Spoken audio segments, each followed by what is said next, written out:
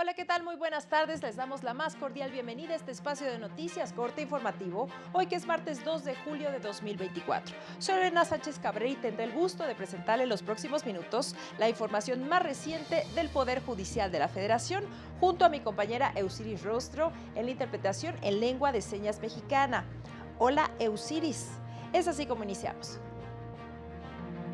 La Corte revisó si revelar información sobre el aeropuerto de Tulum pone en riesgo la seguridad nacional.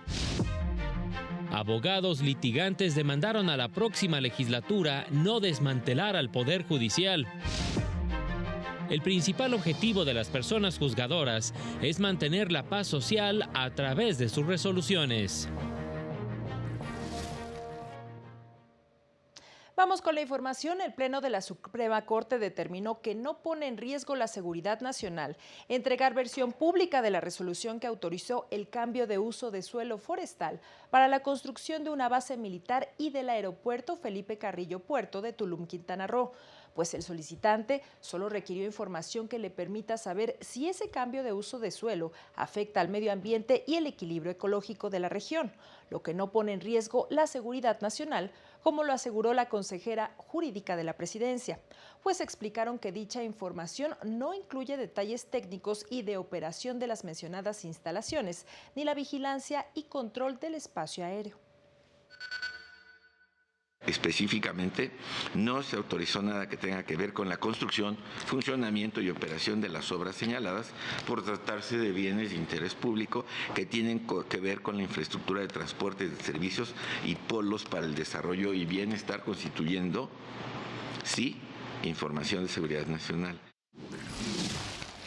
Toda autorización de uso de cambio de suelo forestal tiene que integrar un programa de rescate y reubicación de las especies de flora y fauna afectadas y la adaptación al nuevo hábitat. Esto es lo que está solicitando esta ciudadana, este ciudadano. Esto es lo que está exclusivamente solicitando. Y no veo cómo, o no veo respetuosamente cuál es la relación de amenaza o de riesgo con la seguridad nacional. Por este motivo, confirmó las resoluciones del INAI en las que ordenó entregar dicha información en versión pública a un particular. Y en el marco de la campaña 100 sentencias de la Corte que hacen justicia a personas mexicanas, se recordó una en la que se establece que el acceso a la educación es un derecho irrestricto de niñas y niños. En este asunto se precisó que la edad cronológica no es razón para obligar a infantes a ser inscritos en ciertos grados educativos, especialmente en el caso de personas con alguna discapacidad. La Corte reiteró que en estos casos el Estado está obligado a adoptar los ajustes razonables y necesarios para lograr la inclusión, así como garantizar el ejercicio de su derecho a la educación de manera plena y efectiva.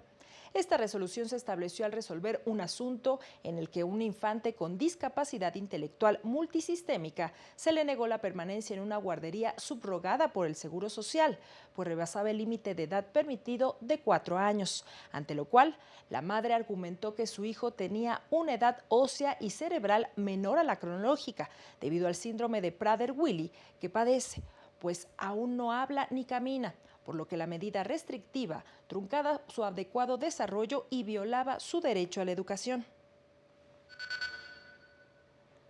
La Suprema Corte abrió la convocatoria para participar en el primer curso de actualización para personas defensoras públicas y litigantes en general sobre los precedentes del máximo tribunal, que se enfocará en el derecho de las personas indígenas a ser asistidas por intérpretes y defensores en juicios y procedimientos judiciales. Con ayuda de los cuadernos de jurisprudencia del Centro de Estudios Constitucionales, se estudiarán los principios constitucionales de igualdad y no discriminación, el acceso a la justicia y la perspectiva intercultural, las características que deben tener los intérpretes y defensores, las consecuencias jurídicas y la reparación ante la vulneración de derechos. Las inscripciones concluyen este viernes y puede encontrar el registro en el sitio web y las redes sociales de la Suprema Corte. En las instalaciones de la Universidad de Guadalajara se llevó a cabo el segundo foro de los diálogos nacionales para la reforma al Poder Judicial de la Federación. Especialistas se pronunciaron en contra de la elección de ministros, ministras, magistrados, magistradas y juezas por voto popular, como se establece en la iniciativa que presentó el presidente de la República. No desmantelen, señores legisladores, de la próxima integración al Poder Judicial de la Federación.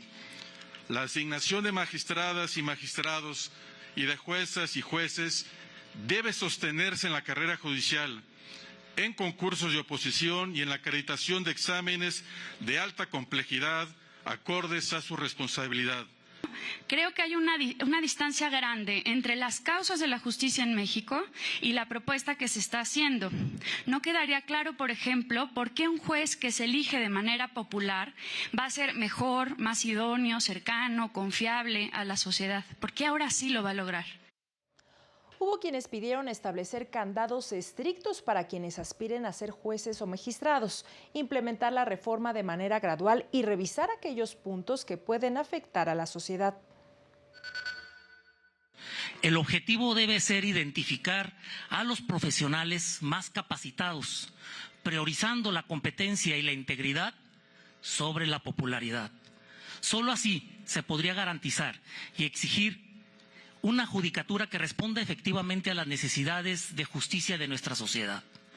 Sobre la necesaria gradualidad, llamo respetuosamente a su atención para que se reflexione y no sea la excepción la reforma en análisis. Y sobre este tópico propongo respetuosamente, y dado que se trata de una reforma inédita en México, que la primera elección extraordinaria recaiga exclusivamente sobre las vacantes que existan de personas juzgadoras. En más noticias, el Pleno Regional en Materias Penal y de Trabajo de la región Centro-Sur, con residencia en la Ciudad de México, determinó que los tribunales laborales federales de asuntos individuales son competentes para conocer de los conflictos individuales de seguridad social en los que se demanden modificaciones o ajustes a pensiones otorgadas por el Seguro Social. El anterior criterio se desprende de la interpretación del artículo 123 constitucional, apartado A, diversos artículos de la Ley Federal del Trabajo y de la Ley del Seguro Social que establecen que corresponde a dichos tribunales resolver las controversias entre el Seguro Social y sus asegurados o beneficiarios sobre las prestaciones que otorga. Explicó que si bien el artículo 899-A de la Ley Federal del Trabajo precisa que el procedimiento especial de seguridad social radica en reclamar prestaciones en esta materia, conforme a los derechos de acceso a la justicia y seguridad social, también debe comprender a las cuestiones accesorias que deriven del otorgamiento de pensiones, tales como sus modificaciones o ajustes. En estos casos, el Seguro Social interviene en su calidad de ente asegurador demandado en un plano de coordinación con la parte actora. Según cifras oficiales, al cierre de 2022, más de 138,000 personas ingresaron a centros penitenciarios en nuestro país. El 90% son hombres y los delitos por los que fueron procesados son en su mayoría del fuero común. Esto y más se abordó en el nuevo episodio del podcast del Consejo de la Judicatura Federal Te Escuchamos, con los comentarios y reflexiones de un especialista en ejecución penal. Puede escucharlo en la plataforma de música Spotify y en el canal de YouTube del Consejo de la Judicatura Federal. El juez de distrito José Luis Hernández explicó en qué consiste la impartición de justicia, que no es otra cosa que ubicarse dentro de la sociedad y comprender los problemas que se presentan ante el juez y emitir una resolución que se apegue a lo que marca la ley. Indicó que para ser jueces se requiere mucha preparación y para alcanzar la meta se necesitan por lo menos 15 años. Precisó que el principal objetivo del impartidor de justicia es mantener la paz social a través de sus resoluciones. La finalidad de la impartición de justicia es precisamente conservar la paz social. Si no hay justicia, no hay paz. Si no hay solución de controversias, no hay paz. Recuerdo una frase que me gustó mucho, que se lo atribuyen a Cicerón. Debemos ser esclavos de la ley para poder ser libres. Es momento de hacer una pausa, pero regresamos con más noticias a corte informativo. No se vaya.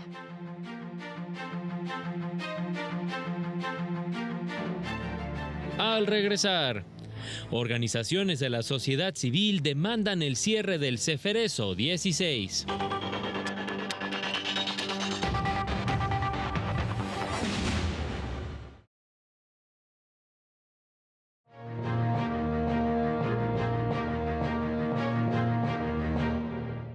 Gracias por continuar con nosotros. Seguimos con la información. Para combatir la narrativa de que las y los integrantes del Poder Judicial de la Federación son personas corruptas y que le dan la espalda al pueblo, es indispensable un proceso de diálogo, una comunicación directa con la sociedad para que conozca la labor jurisdiccional diaria, indicó la directora de la Asociación Nacional de Magistrados de Circuito y Jueces de Distrito, Juana Fuentes Velázquez. En entrevista para la revista Abogacía, aseguró que las personas juzgadoras no son una clase privilegiada, pues sus jornadas de trabajo son extenuantes y la Constitución les prohíbe realizar cualquier otra actividad remunerada. Es por ello que sus percepciones, que fueron incrementadas a propuesta del exministro presidente de la Suprema Corte, Genaro Góngora Pimentel, les permite dedicarse únicamente a la labor jurisdiccional sin tener la necesidad de desempeñar dos trabajos. Este tema de la independencia judicial se marcó precisamente a la luz de ese tema salarial, porque el que desempeña un cargo dentro del Poder Judicial no tiene posibilidad de recibir ningún ingreso por otro concepto. Entonces, no es gravoso desde mi perspectiva, dada la exclusividad, el compromiso, el desempeño mismo de la labor, a escuchar el tema de salario. En otra información, ante el fallecimiento de 15 mujeres privadas de la libertad en el Ceferezo 16, ubicado en Morelos, 60 organizaciones de la sociedad civil y defensores de derechos humanos exigieron establecer una mesa técnica en la que participen autoridades y especialistas para salvaguardar la integridad y vida de las mujeres que se encuentran en dicho penal y establecer una ruta crítica para su cierre. Indicaron que esta situación refleja la negligencia de las autoridades penitenciarias. Demandaron una investigación para castigar a los responsables de estas muertes, garantizar la reparación del daño y permitir que la Defensoría Pública Federal brinde asistencia jurídica a las internas que lo requieran. Recordaron que el 53% de las internas se encuentran procesadas por un delito federal, mientras que el resto están en prisión por un delito del fuero común, por lo que es indispensable que sean trasladadas a sus lugares de origen. Además, indicaron que solo el 58% de las mujeres procesadas por delitos federales cuentan con una sentencia, mientras que el resto se encuentran en prisión preventiva, lo que refleja un uso excesivo de esta medida. Las plataformas en línea, los desarrolladores de inteligencia artificial y los titulares de derechos deben compartir la responsabilidad de garantizar que la moderación de contenidos se realice de manera justa y equitativa, lo que implica colaborar para establecer estándares y mejores prácticas en la industria. Así lo consideró la investigadora Laura Márquez Martínez en el blog Axis del Tribunal Electoral, al recordar que en junio pasado la Suprema Corte resolvió una acción de inconstitucionalidad en la que determinó que con previo aviso de los titulares del derecho de autor, los proveedores de servicios en línea podrían retirar sin responsabilidad contenidos de sus plataformas, en tanto acrediten tener un interés jurídico. Este uso de la inteligencia artificial, señaló, plantea serios riesgos para la libertad de expresión y el acceso a información crítica, pues muestra cómo la tecnología puede ser instrumentalizada para censurar contenido bajo el pretexto de protección de derechos de autor.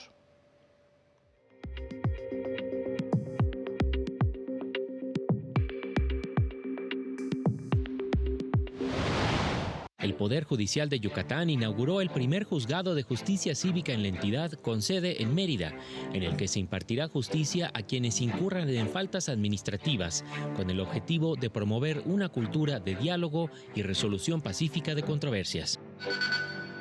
El sitio web del Poder Judicial de Querétaro lanzó la herramienta Integrados, que ofrece 12 funciones diseñadas para atender y generar condiciones de igualdad a personas con discapacidad que utilizan el portal, privilegiando la inclusión y accesibilidad universal. El Tribunal Superior de Justicia de Tabasco y la Embajada de Estados Unidos en México realizarán conversatorios especializados sobre el sistema penal acusatorio adversarial para abonar hacia una impartición de justicia equitativa y con altos estándares de eficiencia. En el marco del Día Mundial contra la Trata de Personas, el Poder Judicial de Michoacán llevó a cabo un ciclo de conferencias en colaboración con la Guardia Nacional sobre ciberseguridad y enganche en línea, donde se habló acerca de los riesgos en Internet como la violencia digital. Para el canal del Poder Judicial de la Federación, Jesús Daza. Representantes del Subcomité de Naciones Unidas para la Prevención de la Tortura visitarán nuestro país en la primera mitad del 2025 para analizar las condiciones de las personas privadas de su libertad. Las visitas incluirán prisiones, estaciones de policía, hospitales psiquiátricos, campos de refugiados y centros de detención migratorios. Por otra parte, al emitir su primer comentario general sobre la definición de lugares de privación de la libertad, el organismo de Naciones Unidas indicó que han proliferado los lugares y situaciones de los que una persona no puede salir por su propia voluntad, debido a contextos de justicia, administrativos, militares, de migración o de salud, por lo que llamó a las autoridades a que estos lugares sean monitoreados regularmente y de manera independiente. La Corte Interamericana de Derechos Humanos lanzó el portal Themis IA, una innovadora metodología jurídica respaldada por algoritmos de inteligencia artificial que fortalecen y facilitan la identificación de los pronunciamientos contenidos en la jurisprudencia de la Corte Regional. Es un servidor preciso y eficiente para acceder y analizar la jurisprudencia de manera sistemática y organizada, lo que facilita la aplicación de los estándares internacionales de derechos humanos en el ámbito judicial. Así, profesionales del derecho, académicos y cualquier persona interesada en la jurisprudencia de derechos humanos en el ámbito interamericano podrán disponer de una herramienta integral y actualizada para su trabajo y estudio. Puede consultarla de manera gratuita en el sitio themisia.corteidh.or.cr. Y ante las recientes críticas y ataques a la ministra presidenta Norma Lucía Piña Hernández desde el poder político, la Asociación de Mujeres Juzgadoras le manifestó su sororidad para enfrentar los enormes retos que corresponden a su alto cargo. Indicó que se pretende desde la política ordenar a la justicia. Se reprocha a los juzgadores su falta de oficio político, pero recuerdan que las y los juzgadores no son políticos y no deben tener oficio para ello, pues su labor exige reflexión, excelencia, integridad e imparcialidad, ya que como árbitros de los conflictos buscan como fin último la justicia y no popularidad. Están conscientes que al alcanzar los máximos cargos en el Poder Judicial, la ministra Piña enfrenta los retos propios de la responsabilidad que tiene encomendada, los emergentes de los tiempos políticos y los provenientes de la violencia política de género por el hecho de ser mujer, por lo que cierran filas y le reiteran su apoyo institucional, teniendo siempre presente que la lucha de una mujer contra la desigualdad es la lucha de todas. A pesar del silenciamiento, reiteran que el diálogo es el único camino en un Estado democrático para alcanzar el consenso, preservar la gobernabilidad y evitar la confrontación y el autoritarismo. Y es así como llegamos al final de este espacio de noticias, como siempre agradeciendo su compañía e invitándole a mantenerse aquí en la señal del canal del Poder Judicial de la Federación. La invito a seguir a las 19:30 horas nuestro avance informativo y a las 8:30 de la noche el noticiario nocturno. Soy Lorena Sánchez Cabrera y le deseamos que tenga una excelente tarde. Hasta pronto.